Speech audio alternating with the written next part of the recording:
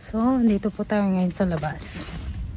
At lilinisin ko ang aming garage. What are you doing? Danny wants to listen to music, something. Danny? Wait, hold on. I gotta go put something away. I forgot something in my pocket. Can I put it away? No, just put it on the table here. Okay, my little ninja. I'm gonna play some music and then she's gonna cut his hair because I told him that cut his hair here, so when I clean it, it's good. Okay. Sit down. Get comfortable. Don't you think I need a bigger chair now? That's the only one you got. What? I'll wait. You're Kiki. I'm gonna play. Why are you like leaning so much? Because I don't know what I'm gonna do. Baby, what am I gonna do? Sort all the stuff on the table. You know what I mean? Where am I gonna put? I don't know. Make it nice and neat. Sort it all. Okay. Some stuff that you can hang out there. Daddy, there's a speaker. So, linisin ko daw to kasi wala akong magawa. So, ito, tapon natin yung mga gantong ano. Ito yung ano. Yung ginamit kong baho-baho. Nakakasar. Ayan natin dito dyan. Tapos, ito. Ayusin natin guys. Para maayos at malinis. At mabilis hanapin yung mga gamit. Diba?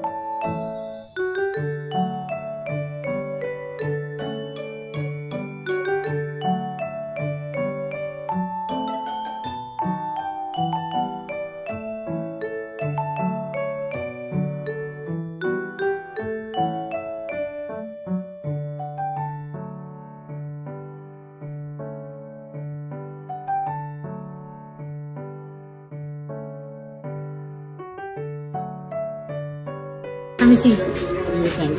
That's good. Good? Why are you sad? It's okay. Like I said, I cut his hair and then I accidentally pulled his hair a little bit because his hair got stuck on there. Oh. You like it like this?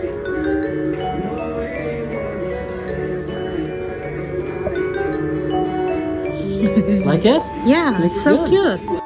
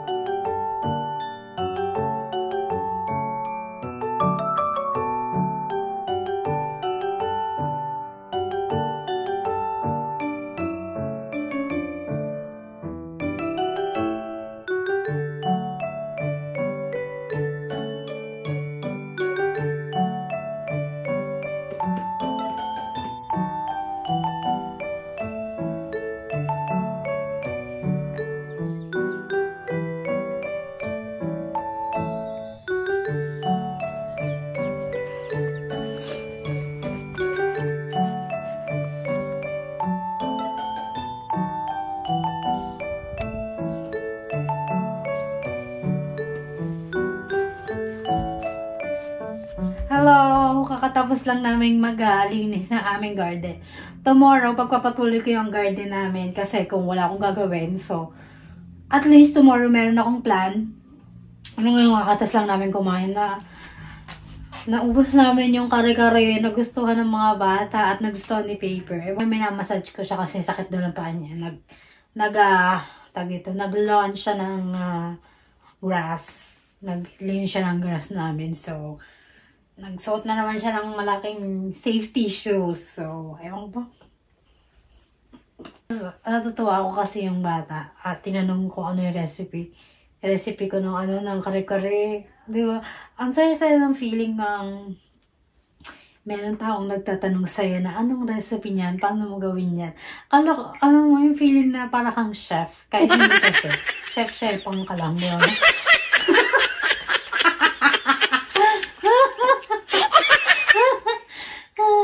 Natatawa ako kasi ngayon lang ako naka-experience na anong ingredients. Yung parang tinatanong ako kung ano ingredients, kung paano daw gawin, ganyan. Ngayon lang, first time ko lang yung anak niya. Kasi tinanong ako kung ano daw ingredients ng kare-kare ko. So, ayun, sinabi ko yung ingredients ko. Mabilis lang naman. Next time, papakita ko sa inyo kung paano ako magluto ng kare-kare. So, nakakatuwa lang. So, ayun. Natuwa ako. Tapos yung neighbor namin sa kabila, na-meet ko siya kanina bang naglilinis ako ng garden. Tapos, tinatanong niya ako kung ano daw ako. Sabi ko, I'm Filipina, ganyan. Tapos, natuwa siya kasi never siyang makatravel sa ibang bansa eh. So, sabi niya yung lolo daw niya is army na nakabase sa Philippines noon, World War II. Sabi ko, sasabihin ko sa amin, lolo ko yun.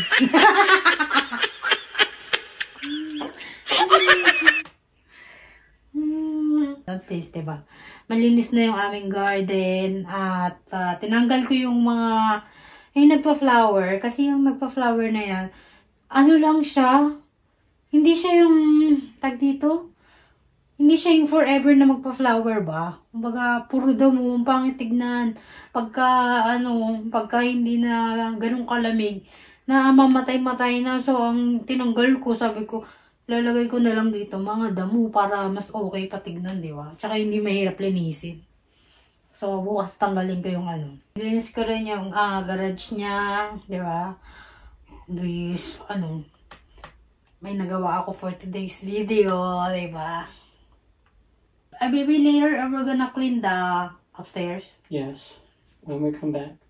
Mamaya, lilinisin namin yung taas ng attic kasi titira na doon si Nick. So, yung isang pamangkin niya kasi dito na natitira. Dito natitira. And then, yes, just like that. Lilinisin namin yung taas kasi sa taas wala naman nakatira. Pero may extra bed kami, di ba? Meron kami extra bed. Okay naman yung taas. May AC, may heater, wala lang CR. So, pag magsi-CR sila, meron naman CR doon, yung pero yung liguan dito sa kwarto. Yung pamangkin niya, si Nick, binata pa, nasa, how old? Nick? 29, 30? 29.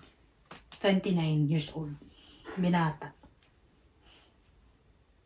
Instead na walang nakatira sa taas, si Nick na yung pinatira namin kasi para makaipon din si Nick ng pera kahit paano, di ba?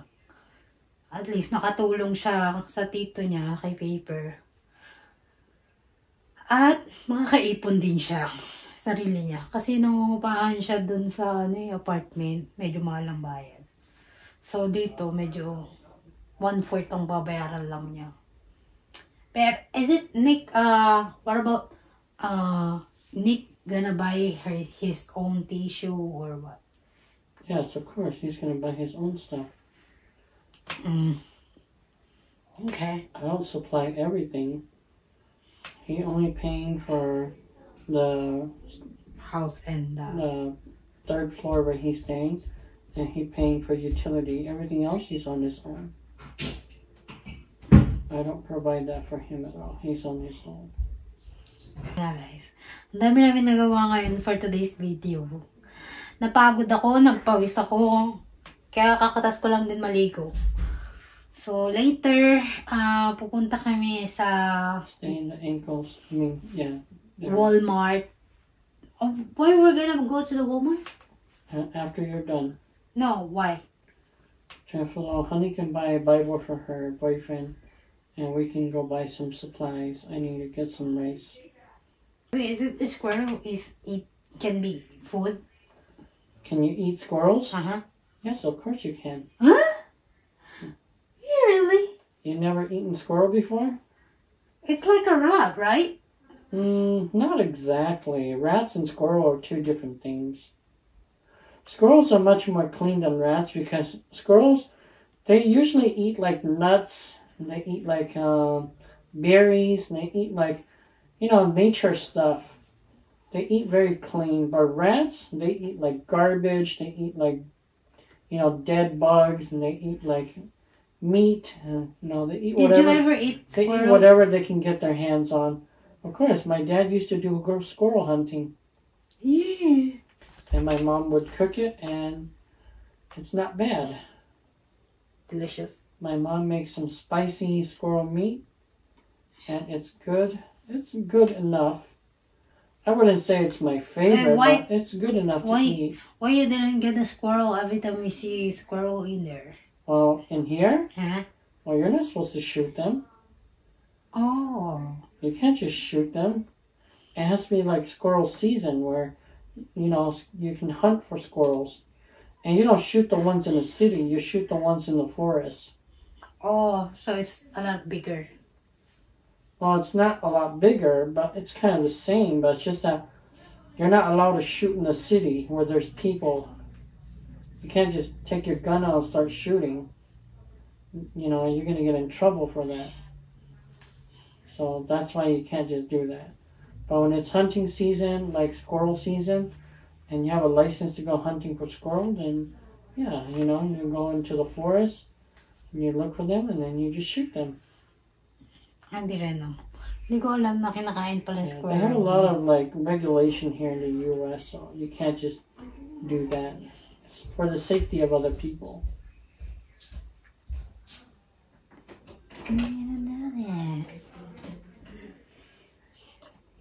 Keep going. We're almost done. That's good. Keep doing that. Go by the ankles. That's where it's safe. Yes, there. I'm gonna remove your feet and then I'm gonna put it back later.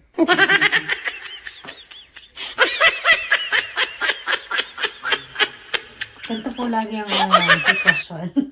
Pagka sumasakit ang kanyang paa, hinihilot ko. You remove my feet and we're gonna put it back later, but I think you're gonna lose it and then you can't find it.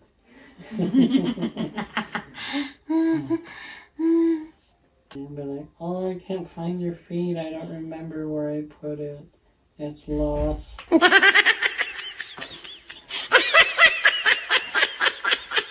Diba?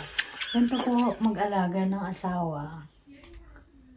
Ganyan po ang ulirang asawa.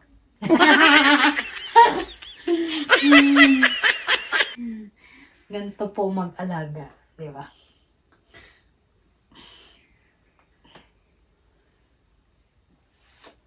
So guys, thank you for watching me, and I hope you like this channel. And don't forget to like and subscribe and share this video. Diba? Para magtunan nyo kung paano alagaan asawa nyo. Diba? Like, share, and subscribe. Thank you for watching, and I hope that you like it. Thank you. Love you, and God bless.